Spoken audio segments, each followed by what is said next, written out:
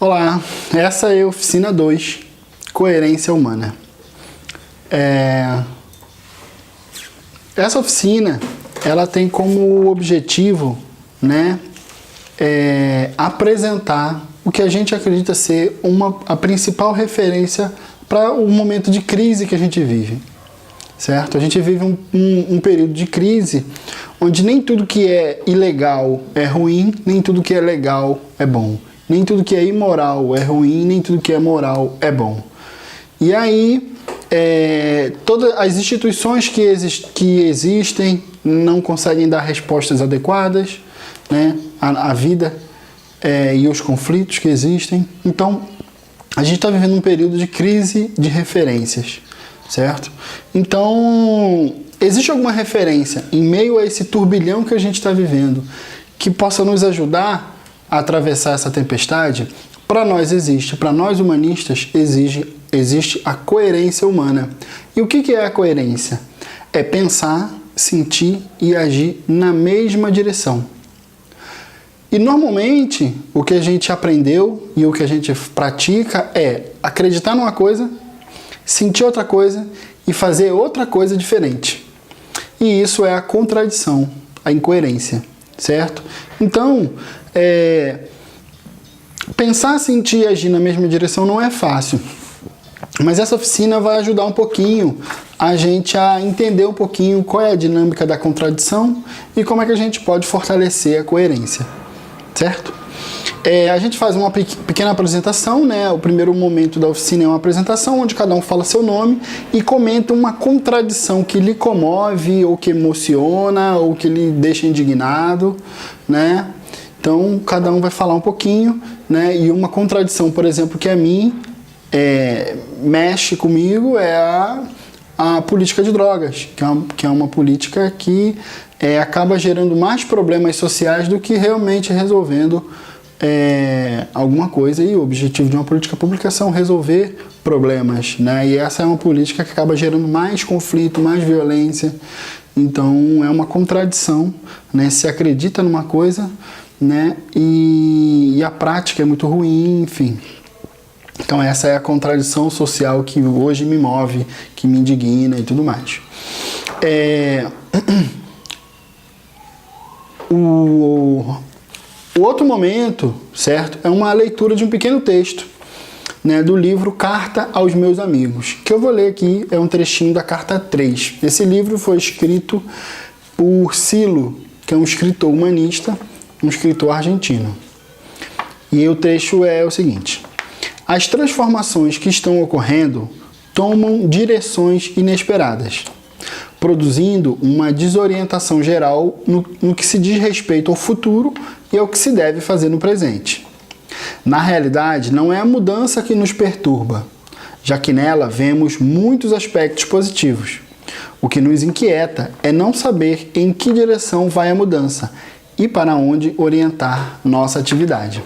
Então aqui ele está falando um pouquinho sobre essas incertezas que a gente vive, porque toda essa mudança, toda essa crise gera possibilidades interessantes, gera novas oportunidades, coisas que até pouco tempo era impensável, no meio na comunicação, na medicina, enfim, na produção de alimentos, em todos os campos que se possa imaginar, existem novas possibilidades, ao mesmo tempo que a gente vai precisar reorganizar a sociedade, porque, enfim, vivemos um período de muitas transformações e transformações cada vez mais velozes. E o que ele fala é um pouco isso, que na verdade a angústia a gente tem porque a gente não sabe exatamente para onde as mudanças vão, certo? E aí, o exercíciozinho que a gente vai fazer agora é o que a gente chama de mapa da contradição. Por que a gente precisa fazer o mapa da contradição? Porque é o seguinte, para você avançar, você precisa saber para onde avançar. E nem sempre a gente tem claro isso. Às vezes a gente tem um conflito, às vezes a gente tem uma violência, uma situação que a gente vive, às vezes a gente tem uma contradição que mexe com a gente, mas não necessariamente a gente sabe para onde a gente precisa avançar. E nem necessariamente tem as ferramentas adequadas para isso. Então, para a gente conseguir fazer para a gente poder avançar, a gente precisa mapear essa contradição. Por quê? Porque às vezes a gente acredita numa coisa, sente outra e faz outra coisa diferente. Às vezes a gente acredita em algo que a gente não faz, ou faz algo que a gente não sente, né? A gente faz algo oposto ao que a gente sente. Enfim, e a contradição ela se apresenta de inúmeras formas, né? A partir desses 3 pilares. Então, saber qual dos 3 pilares está agindo de forma contraditória, está indo para o lado errado, é importante. Por quê? Porque se você sente algo, só que você não tem uma crença que lhe permita sentir isso, você precisa de uma nova crença, certo? Se você acredita numa coisa, mas não consegue fazer isso, você precisa agir, você precisa fazer isso que você acredita. Então, se você precisa de uma crença ou se você precisa fazer uma ação, a resolução do seu conflito é muito diferente. Se você precisa de uma nova crença ou se você precisa de uma nova ação. Se você precisa de um novo sentimento, né? Então, dependendo do caminho que você precisa seguir, a metodologia é diferente, as formas são diferentes, né? Você vai ter uma necessidade específica. Então, saber, né, com precisão aonde está a contradição é muito importante. Né? O que é o pensar? O pensar são as crenças, as ideias, as filosofias, a cultura, as regras de conduta, o que se diz sobre o que se deve ou não fazer, o que é certo ou errado, né, a partir do que se acredita. O que é o sentir? O sentir são as sensações que a gente tem, os registros internos, as emoções e como você se sentiu sobre algo. Como você se sentiu sobre algo. É muito comum, às vezes, a gente pensar sobre o que a gente sentiu, interpretar um sentimento. Né? E aqui a gente vai ter que fazer um esforço especial para identificar o que a gente sentiu, com muita sinceridade interna. Né? O pensar e o fazer, eles são muito claros, mas o sentir, às vezes, ele é um pouquinho mais complexo, é um pouquinho mais difícil, a gente tem mais resistências. Né? E o agir, o que é o agir? O agir são as ações, os comportamentos, as formas de relações, os costumes, o cotidiano, né? Isso são as ações, certo? E aí, o exercício é o seguinte, vamos fazer o nosso mapa da contradição. Lembre-se de uma situação onde você se sentiu contraditório, ou contraditória, certo? E qual é o indicador disso? Às vezes eu não tenho claro como é isso. O indicador é a sensação de traição a si próprio. Esse é o registro de que você traiu você mesmo, certo? E aí você vai escrever a situação. Pode ser uma relação profissional, pode ser uma relação familiar, amorosa, comunitária, enfim, de qualquer âmbito da sua vida. Pode ser um projeto, enfim, em algum momento onde você sentiu contraditório. E aí você vai escrever a situação, certo? Depois você vai descrever o que você pensou naquele momento, o que você sentiu e o que você fez. E aí você vai identificar aonde estava a contradição. Não, eu pensei certo, mas agi errado. Eu senti certo, mas eu não acreditava. Então, você vai identificar qual dos 3 pilares falhou. Era no pensar, era no sentir ou era no agir, certo? E aí a gente vai fazer esse mapa da contradição. O próximo exercício vai trabalhar na contradição social. Então, nós vamos formar grupos de 3 pessoas, trios, e cada trio vai escolher um exemplo de contradição social, de algum dos âmbitos que vocês vivem ou de algum dos âmbitos que vocês têm alguma influência, né, que vocês observam. Pode ser do campo social, religioso, político, econômico, geracional, cultural, racial, moral, familiar, enfim, qualquer ambiente que vocês participem. E aí, como o exercício é em trio, vocês vão descrever qual é a situação. E cada pessoa, somos 3, cada um vai descrever o que se acredita sobre essa situação, o que se sente sobre ela, o que se faz sobre ela. E vão identificar aonde está a contradição. Né? Essa contradição social, essa violência, ela tá, onde é que está a falha? A sociedade acredita errado, sente errado ou faz errado?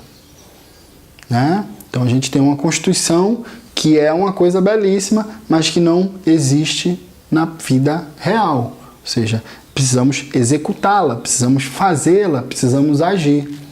Né? Mas no campo dos direitos, no campo da crença, tudo é muito bonito. Então, nesse sentido, o que a gente precisa é fazer. Fazer com que a Constituição exista. Esse é um exemplo, certo? Então, cada um vai escolher um exemplo, cada trio vai escolher um exemplo e vai descrever onde está a contradição. Certo? E depois vão apresentar para o grupo final. O próximo exercício dá só uma olhadinha para ver se está...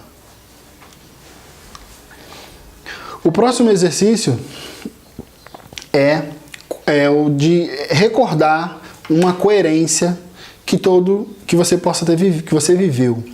Todos nós temos, né, várias ações válidas. Ações válidas é uma outra forma de chamar a coerência. E todos nós temos exemplos de coerência na nossa vida. Só que muitas vezes eles se perdem na nossa memória, se perdem no nosso cotidiano, às vezes ficam soterrados na enormidade de ações que a gente faz na nossa vida. Né? Ficam lá num cantinho e a gente acaba esquecendo, perdendo de vista isso. Então, nós vamos trazer de volta esses momentos e vamos escrever, né, exemplos. Agora, quais são os indicadores? Como é que eu consigo saber se algo foi coerente ou não? Né? Quais são os indicadores? Quais são os elementos? Geralmente são 3. Um deixa uma sensação de leveza. Geralmente, quando você é violento ou agressivo, você tem uma sensação de muito peso. Né? A contradição ela é pesada.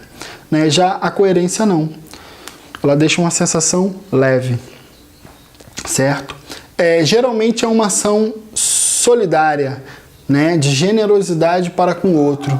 Geralmente é uma ação de dar, mais do que de receber. Certo?